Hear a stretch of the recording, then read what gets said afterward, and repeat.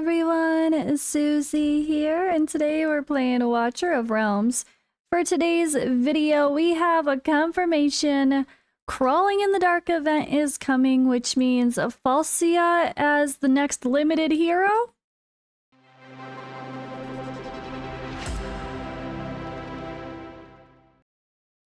Yeah, so this might not be news to some of you. That is exactly what the leakers had said. We're not supposed to talk about leaks, so I tried my best not to, but I also told you guys that I did not think that Kagiri was going to be the next limited. And, well, here you go. So, confirmation, I think. Yeah. Limited next hero here, the 26th, just as predicted, aka not Kagiri. Now, could Kagiri be in July with the anniversary event? Yeah, that would be smart if they do so. But the good thing is here, they did let us know about the next upcoming couple weeks of summons. So we have a lot to look at. So I wanted to take a moment and talk about this. I actually did more, or about to do, more summons for Iovar as well. I thought I was done, but then I forgot about Void Rift and the Tower of Deception. So I have quite a few more summons to do. But first, we have to talk about the Crawling Dark event. So FALCIA, I guess... let's go through this event information first, and then we'll talk about her. Is she good? Is she exciting? Is it a skip?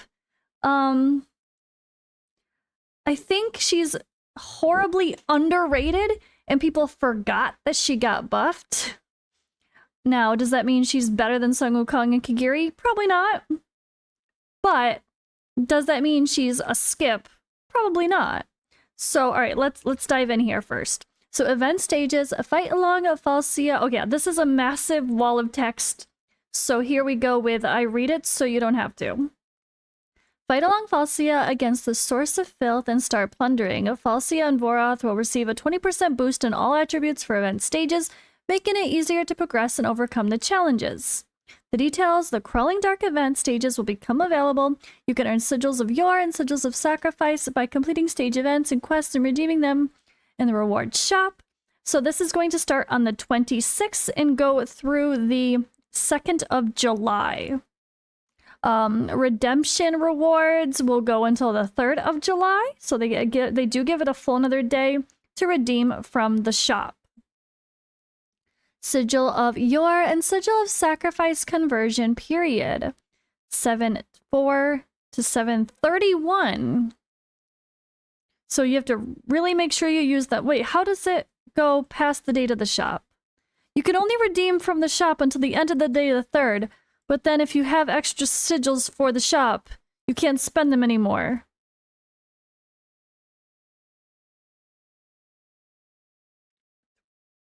I don't get that. Isn't that that is the currency for the shop and rewards? I don't know. Okay, maybe the shop part itself will actually be open longer. And the reward redemption is just related to doing the event stuff, not the shop. Okay, event stages. Story mode. There are a total of 6 stages, and each stage offers a first clear reward. The challenge mode unlocks after clearance stage 4 in the story mode. There are 4 stages that can be played up to 5 times a day for free, so daily stuff like usual. More challenge attempts are available for purchase in the shop. The difficulty and rewards of the challenges increase as you progress, and large amounts of Sigils of Yore are obtainable as rewards. Sigil of Sacrifice will be granted for clearing stage 4 in the challenge mode, which can be redeemed for rare items in the shop. The event rewards will include event-exclusive chat bubble and avatar from Crawling in the Dark, mythic artifacts, Lucent Flame. Oh, that's good, I don't have that yet, because at the time they didn't even have this, right? I don't have FALCIA's exclusive artifact. I don't know if that was just because I was brand new and I forgot to do it and didn't think I could do it or something. I don't know. But Amulet of Arteries and Scarlet Hunt.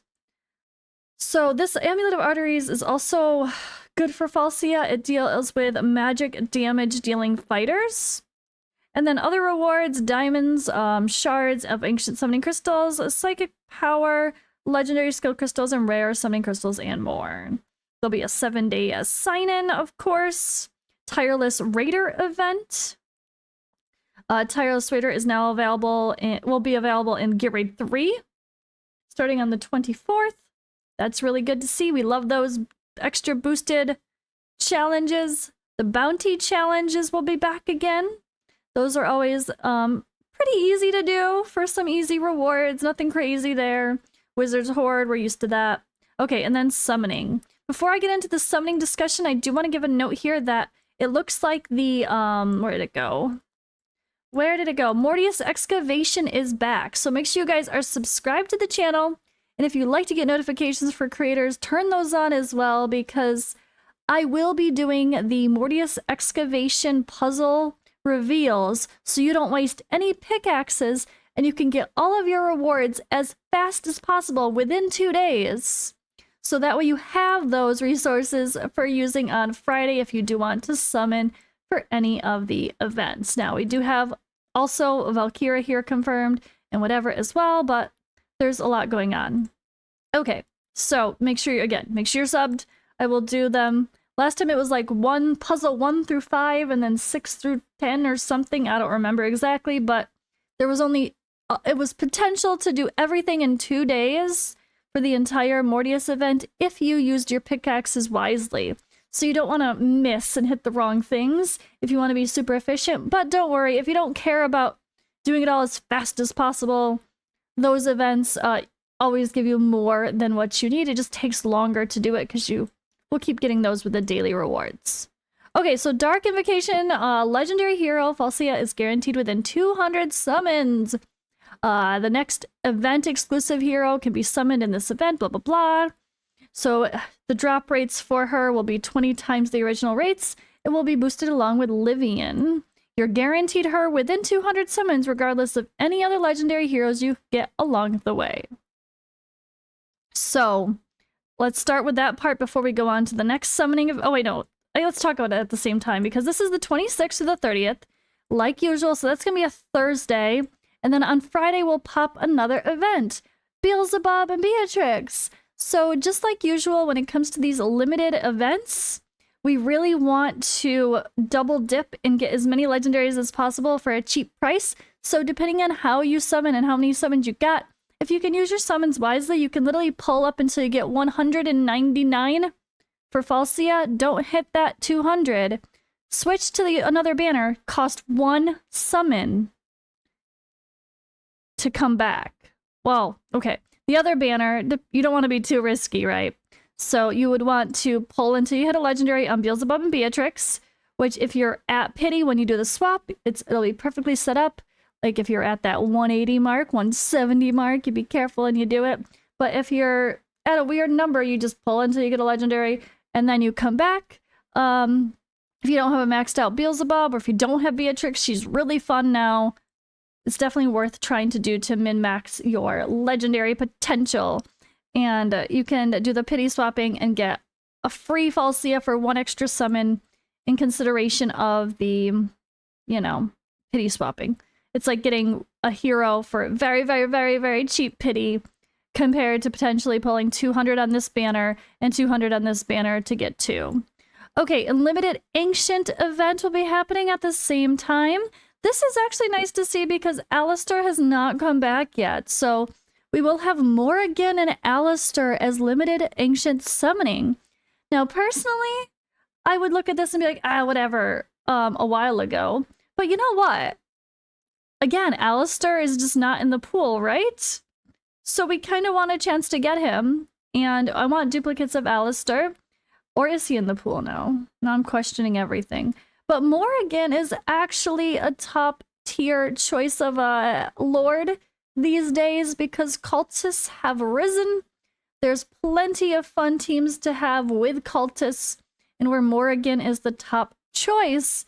So where this used to be a very boring, sad pick, it's actually a very good one now. So if you don't have a Morrigan, and you miss the Alistair fusion and you have a Praetus and an Arbiter team, it might be a fun idea to try to pull during that. But Ancient Summoning, all of this in mind, we know a week or 2 from this point will be the anniversary event.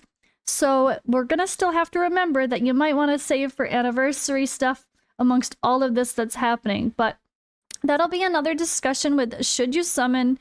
And I will go over all of this again, along with talking about this week's summoning probably on Wednesday or Thursday for the whole should you summon discussion, and we'll think deeper about the upcoming plans.